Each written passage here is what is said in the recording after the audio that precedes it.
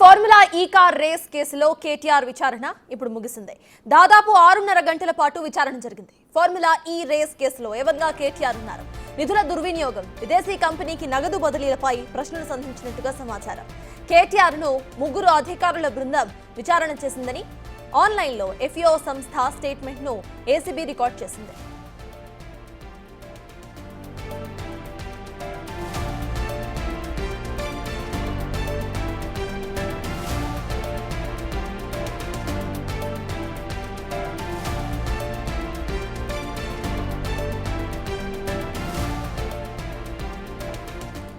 Formula ఈ car race కేసుకు సంబంధించిన అప్డేట్ చూస్తున్నాం. ఈ కేసుకు సంబంధించి కేటీఆర్ విచారణ ఇప్పటికే ముగిసింది. దాదాపు 7 గంటల పాటు ఈ విచారణ సాగింది. ఫార్ములా ఈ రేస్ కేసులో A1 గా కేటీఆర్ ఉన్నారు. నిధుల దుర్వినియోగం, విదేశీ కంపెనీకి నగదు బదిలీపై ప్రశ్నలు సంధించినట్టు సమాచారం.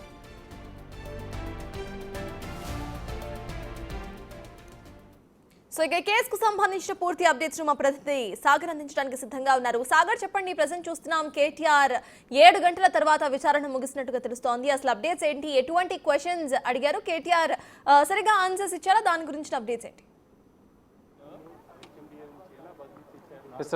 ఫార్ములా ఈ రేస్ కేసులో 7 గంటలుగా కేటీఆర్ విచారణ కొనసాగుతుంది. ఏసీబీ అధికారుల బృందం 3 కేటీఆర్ని సుదీర్ఘంగా విచారించినట్టుగా తెలుస్తుంది. మరికొద్ది సేపట్లో కేటీఆర్ బయటకు వచ్చే అవకాశం కనిపిస్తుంది. అయితే ఈ కేసులో ఇప్పటికే సంస్థకు సంబంధించినటువంటి ప్రతినిధులను గతంలో స్టేట్మెంట్ తీసుకున్నారు. దీంతో పాటుగా సీనియర్ ఐఏఎస్ అధికారి అరవింద్ కుమార్, బిఎల్ఎన్ రెడ్డిల స్టేట్మెంట్ ఆధారంగా కూడా విచారించినట్లుగా కూడా తెలుస్తుంది. కొన్ని ఆధారాలను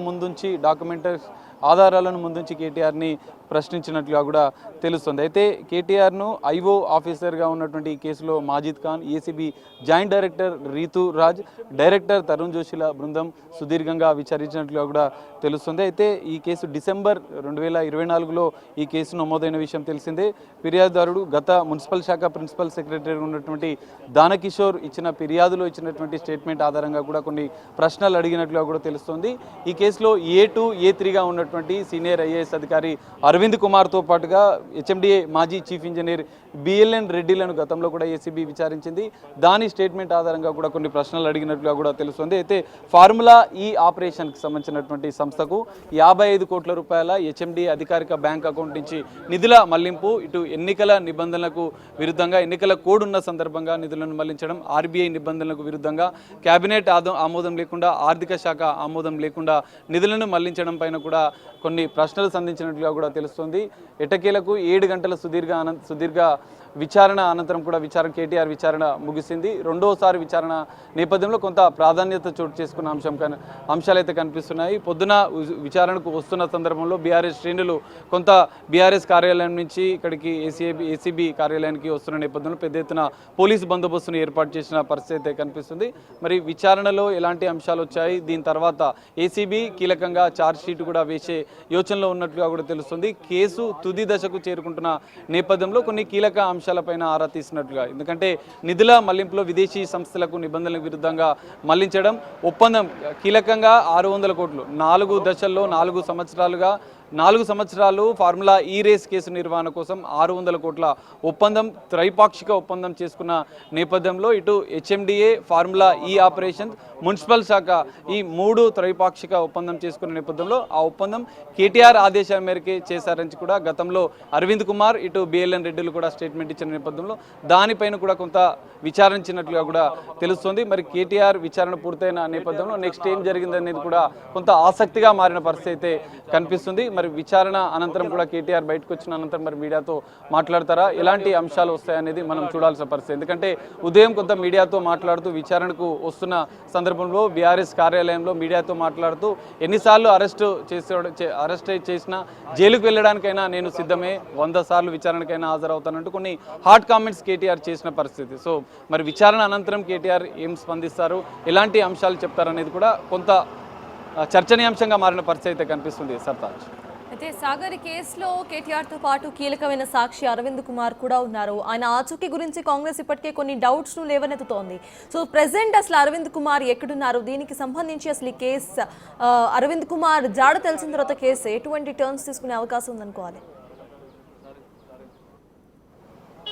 ఎస్ సార్ ఖచ్చితంగా. ఎందుకంటే రెండోసారి కేటీఆర్ను విచారిస్తున్న నేపథ్యంలో ఏసీబీ కొన్ని కీలక ఆధారాలను ఇప్పటికే గతంలో ఈ కేసులో A2, A3 నిందితులుగా ఉన్నటువంటి అరవింద్ కుమార్తో పాటుగా బిఎల్ఎన్ రెడ్డిల స్టేట్మెంట్లు కూడా తీసుకుంది. అయితే కేటీఆర్ రెండోసారి విచారణ అనంతరం మరోసారి వారిని విచారించే అవకాశం ఉన్నట్లుగా కూడా తెలుస్తుంది. కీలకంగా ఇటు వీరిద్దరు ఏదైతే అరవింద్ కుమార్తో పాటుగా బిఎల్ఎన్ రెడ్డిలను విచారించిన నేపథ్యంలో మరి కేటీఆర్ ఈ రోజు విచారణలో చెప్పిన అంశాలపైన మరోసారి అరవింద్ కుమార్తో పాటుగా బిఎల్ఎన్ రెడ్డిలను కూడా విచారించే అవకాశం ఉంది. విచారణ అనంతరం ఈ కేసు ఒక కొలిక్కి వచ్చే అవకాశం కనిపిస్తుంది. ఎందుకంటే ఫార్ములా ఈ రేస్ కేసులో సంస్థలు గ్రీన్కో సంస్థ ఎలక్ట్రోరల్ బాండ్లు కూడా ఇప్పటికే బీఆర్ఎస్ సంబంధించినటువంటి పార్టీకి ఎలక్ట్రోరల్ బాండ్లు కొనుగోలు చేయడం, అనంతరం నిధుల మళ్లింపుకు సంబంధించినటువంటి ముందస్తు నిధులను మళ్లించడం, హెచ్ఎండిఏకి సంబంధించినటువంటి అధికారిక అకౌంట్ నుంచి ఫారెన్ విదేశీ కంపెనీలకు నిధుల మళ్లింపు జరిగింది. సో ఇందులో ఖచ్చితంగా ఒక కుట్ర జరిగింది, నిధుల గోల్మాల్ జరిగిందని కూడా అభియోగం మోపుతూ కూడా ఏసీబీ కేసు నమోదు చేసింది. దానికి ఇచ్చారు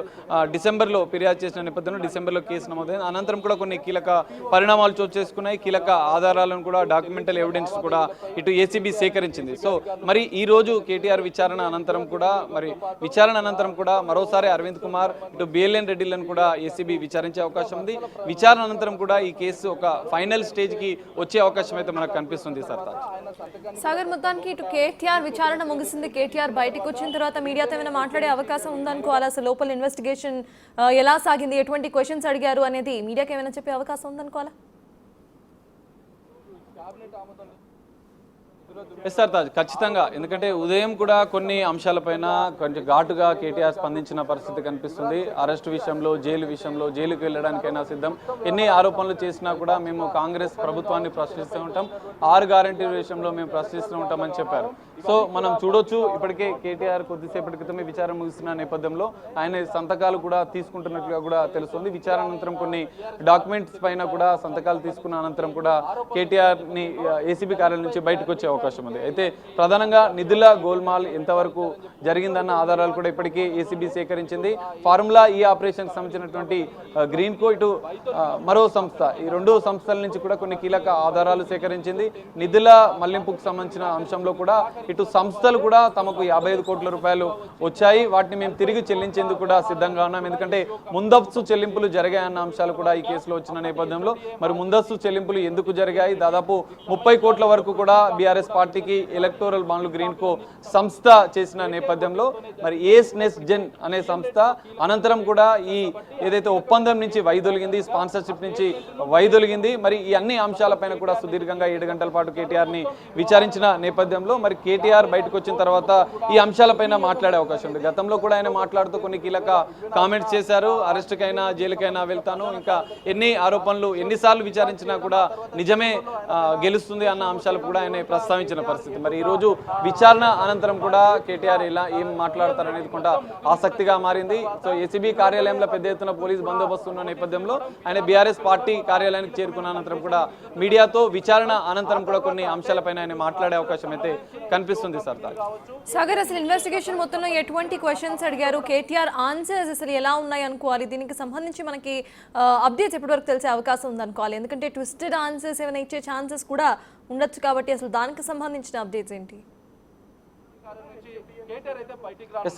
ఖచ్చితంగా మనం చూసాం, ఏసీబీ కేసు నమోదు చేసిన అనంతరం కూడా ఇటు 2 అధికారులను విచారించింది. అనంతరం ఈ సంస్థలకు సంబంధించిన ఏస్ నెక్స్ట్ జెన్తో పాటుగా ఫార్ములా ఈ ఆపరేషన్స్ గ్రీన్కో సంస్థలకు సంబంధించినటువంటి కొన్ని సంస్థలకు సంబంధించినటువంటి విచారణలో కూడా స్టేట్మెంట్ వర్చువల్గా వారిని విచారించింది. అనంతరం వారి కార్యాలయాల్లో సోదాలు చేసింది, కొన్ని కీలక డాక్యుమెంటల్ ఎవిడెన్స్ కూడా సేకరించింది. సో వీటన్నిటినీ ఆధారాలు ముందుంచి కేటీఆర్ని ప్రశ్నించినట్లుగా కూడా తెలుస్తుంది. మరో అంశం, 55 కోట్లు హెచ్ఎండిఏకి సంబంధించిన అకౌంట్ నుంచి విదేశీ సంస్థకు నిబంధనలకు విరుద్ధంగా మీ ఆదేశాల మేరకు చేశామని ఇటు అరవింద్ కుమార్తో పాటుగా బిఎల్ఎన్ రెడ్డిలు కూడా గతంలో విచారణ సందర్భంగా చెప్పిన నేపథ్యంలో మరి మీ ఆదేశాల మేరకే చేశారని కూడా వాళ్ళు చెప్పారన్న అంశంపైన కూడా ఏసీబీ ఆరా తీసినట్లుగా కూడా తెలుస్తుంది. ఇటు ఆర్థిక శాఖ అనుమతి, ప్రభుత్వ అనుమతి లేకుండా మీరు ఆనాటి శాఖ మంత్రిగా, మున్సిపల్ అడ్మినిస్ట్రేషన్ శాఖ మంత్రిగా ఉన్నటువంటి మీ ఆదేశాల మేరకే ఈ నిధులకు సంబంధించినటువంటి బదిలీ జరిగిందన్న అంశాలపైన కూడా ఆరా ఆరా తీసినట్లుగా కూడా తెలుస్తుంది. మరి ఎందుకు ఎలక్ట్రోలల్ బాండ్కి సంబంధించిన అంశంలో కూడా కొన్ని 30 కోట్ల రూపాయలకు సంబంధించిన ఎలక్ట్రోలల్ బాండ్లు రావడం, 55 కోట్ల నిధులేమో ఫారిన్ కంపెనీకి ఎఫ్ఈఓ సంస్థకు నిధులను మళ్లించడం. సో వీటన్ని అంశాలపైన కూడా ఏసీబీ ఆరా తీసినట్లుగా కూడా తెలుస్తుంది. మరి ఫార్ములా ఈ రేస్ కేసులో రెండోసారి కేటీఆర్ విచారణ పూర్తయిన నేపథ్యంలో కొన్ని కీలక అంశాలపైన ఏసీబీ ఆరా తీసిన నేపథ్యంలో మరి రెండోసారి విచారణ ఇచ్చిన అనంతరం కూడా కొన్ని కీలక ఆధారాలు సేకరించిన నేపథ్యంలో ఛార్జ్షీట్ ఏసీబీ నమోదు చేస్తుందా, మరికొంతమందిని, ఎందుకంటే ఈ కేసులో ఇప్పటికే ఒకసారి అధికారులను ఇటు అరవింద్ కుమార్ సీనియర్ ఐఏఎస్ అధికారి అరవింద్ కుమార్ బిఎల్ఎన్ రెడ్డిలను విచారించింది. మరి కేటీఆర్ని రెండోసారి విచారించిన నేపథ్యంలో మరి అధికారులను మరోసారి విచారించే అవకాశం ఉందా అనేది కూడా తేలాల్సి ఉంది. వారి విచారణ అనంతరం కూడా ఈ కేసు ఒక తుది దశకు చేరుతుంది. ఇప్పటికే కొన్ని కీలక అంశాలపైన కూడా ఆధారాలు సేకరించి కేటీఆర్ని రెండోసారి విచారించిన నేపథ్యంలో ఒక కేసు ఒక ఫైనల్ స్టేజ్కి వస్తుందని చెప్పి కూడా మొదట భావించారు. మరి మరోసారి ఇందులో ఉన్నటువంటి A2, A3 నిందితులను విచారిస్తుందా, సంస్థ ప్రతినిధులను కూడా మరోసారి విచారిస్తుందా, కొన్ని కీలక అంశాలపైన కూడా ఏసీబీ దృష్టి సారించిన నేపథ్యంలో మరి ఫైనల్ స్టేజ్ తుది దశకు వస్తున్న నేపథ్యంలో ఛార్జ్షీట్ నమోదు చేస్తుందా అనేది కూడా మరి కాసేపట్లో దీనిపైన క్లారిటీ వచ్చే అవకాశం అయితే కనిపిస్తుంది. సర్తాజ్, ఇక సాగర్, కేటీఆర్ ని మళ్ళీ విచారించే అవకాశం ఉంది అనుకోవాలా? అట్ ద సేమ్ టైం విచారణలకు సంబంధించి కేటీఆర్ చాలా సార్లే మాట్లాడారు. అసలు బీఆర్ఎస్ నుండి ఎటువంటి రెస్పాన్స్ వస్తోంది? నేతలు పెద్ద ఎత్తున ఆరోపణలు చేస్తున్నారు. ఉద్దేశపూర్వకంగానే, రాజకీయ కక్షపూరితంగానే విచారణకు ఇటు నోటీసులు జారీ చేస్తున్నారన్న అంశాలపైన కూడా వారు మాట్లాడిన పరిస్థితి. కానీ ఇక్కడ పూర్తి స్థాయిలో ఏసీబీ ఫార్ములా ఈ రేస్ కేసులో కొన్ని కీలక ఆధారాలను సేకరించింది. ఆర్బీఐ నిబంధనల ఉల్లంఘన, కేబినెట్ అనుమతి లేకుండా, ఆర్థిక శాఖ అనుమతి లేకుండా, ఆర్బీఐ నిబంధనలకు విరుద్ధంగా కూడా ఎన్నికల కమిషన్ ఎన్నికల సందర్భంగా ఎన్నికల నిబంధనలను కూడా ఉల్లంఘించి నిధులను మళ్లించిన నేపథ్యంలో దానిపైన కీలకంగా ఆధారాలు ఇప్పటికే ఏసీబీ సేకరించిన నేపథ్యంలో మరి ఇప్పటికే 2 సార్లు, ఒకసారి అధికారులను విచారించింది, వర్చువల్గా సంస్థ ప్రతినిధులను విచారించింది, సుదీర్ఘంగా కేటీఆర్ని జనవరి 9వ తేదీన కూడా సుదీర్ఘంగా 6.5 గంటల పాటు ఏసీబీ విచారించింది. కొన్ని అంశాలపైన ఎందుకంటే అందులో A2, A3గా ఉన్నటువంటి అరవింద్ కుమార్, బిఎల్ఎన్ రెడ్డిల స్టేట్మెంట్ల ఆధారంగా కూడా ఈరోజు సుదీర్ఘంగా విచారించిన నేపథ్యంలో మరోసారి బిఎల్ఎన్ రెడ్డి, అరవింద్ కుమార్లను కూడా ఏసీబీ విచారించే అవకాశం కనిపిస్తుంది. వారిని విచారించిన అనంతరం కూడా కేసు ఫైనల్ స్టేజ్ తుది దశకు చేరుకుంటున్న నేపథ్యంలో మరోసారి కేటీఆర్ని కూడా విచారణకు ఏసీబీ అధికారులు పిలిచే అవకాశం అయితే కనిపిస్తుంది. మరి మూడోసారి విచారణ అనంతరం కూడా, ఎందుకంటే ఇప్పటికే ఆధారాలు పూర్తిగా సేకరించింది, కొన్ని అంశాలపైన కేటీఆర్ వ్యతిరేకిస్తున్న నేపథ్యంలో, కొన్నిటికి సమాధానాలు దాటవేస్తున్న నేపథ్యంలో కీలకమైన ఆధారాలను ముందుంచి ఏసీబీ అధికారులు ప్రశ్నించారు. 3 అధికారుల బృందం ఆధారాలను ముందుంచి ప్రశ్నించిన నేపథ్యంలో మరి మరోసారి ఇద్దరిని A2, A3గా ఉన్నటువంటి అరవింద్ కుమార్, బిఎల్ఎన్ రెడ్డిలను విచారించనుంది. ఆ విచారణ అనంతరం మరోసారి కేటీఆర్ని ఏసీబీ అధికారులు విచారించే అవకాశం కూడా కనిపిస్తుంది. మరి ఈరోజు విచారణ పూర్తయిన నేపథ్యంలో మరికొద్దిసేపట్లో కేటీఆర్ బయటికి రానున్నారు. విచారణ అనంతరం కేటీఆర్ ఎలాంటి అంశాలపై మాట్లాడతారనేది కొంత ఆసక్తిగా మారింది. గతంలో కొన్ని సంచలన ఆరోపణలు చేశారు, కొన్ని కీలక అంశాలపైన ఆయన వ్యాఖ్యలు చేసిన పరిస్థితి అయితే మనం చూడొచ్చు. ఇప్పటికే కేసు గేట్ ఓపెన్ చేస్తున్నారు, ఎందుకంటే విచారణ ముగుస్తుంది.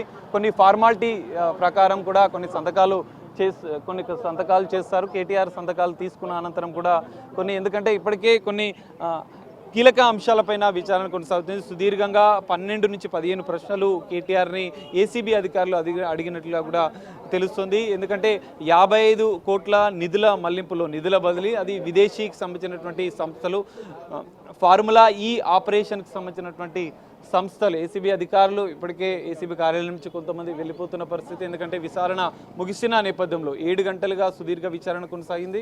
సో విచారణ అనంతరం కేటీఆర్ కొన్ని ఫార్మాలిటీస్ ప్రకారం సైన్స్ తీసుకున్న అనంతరం కేటీఆర్ని ఇటు ఏసీబీ కార్యాలయం నుంచి బయటికి వచ్చే అవకాశం కనిపిస్తుంది. కీలక అంశాలపైన సుదీర్ఘ విచారణ జరిగింది. మరి ఈ కేసులో కేటీఆర్కి సంబంధించినటువంటి కీలక రోల్ A1గా ఈ కేసులో ఉన్నాడు. ఆయన ఆదేశాల మేరకే నిధుల బదిలీ అని చెప్పి బహిరంగంగా కూడా కేటీఆర్ అనేక సందర్భాల్లో చెప్పిన పరిస్థితి. మరి మరోసారి అధికారులను విచారించిన అనంతరం కేటీఆర్ని కూడా ఏసీబీ అధికారులు మరోసారి విచారించే అవకాశం ఉంది. ఈ విచారణ అనంతరం కూడా ఈ కేసు తుది దశకు ఒక కీలక అంశాలు బయటకు వచ్చిన అనంతరం కూడా ఛార్జ్షీట్ కూడా ఏసీబీ దాఖలు చేసే అవకాశం కూడా కనిపిస్తుంది. Sartaj, right, thank you Sagar. మొత్తానికి ఫార్ములా ఈ కార్ రేస్ కేసులో కేటీఆర్ కి సంబంధించిన 2వ విచారణ పూర్తయింది. మరి 3వసారి కూడా విచారణకు పిలిచే ఛాన్సెస్ క్లియర్ గా కనిపిస్తున్నట్టుగా తెలుస్తోంది. దాదాపు 7 గంటల పాటు ఈ విచారణ అయితే కొనసాగింది. సో నెక్స్ట్ అప్డేట్స్ చూసే ముందు let's take a short break.